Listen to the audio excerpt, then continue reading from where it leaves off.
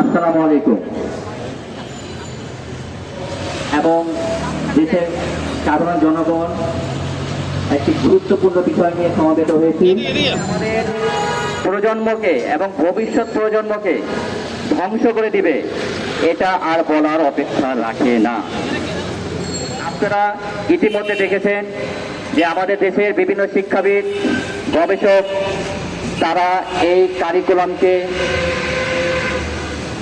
আমাদের সমাজের জন্য যে কোনোভাবেই মানানসই নয় সেটা স্পষ্টভাবে বলেছেন।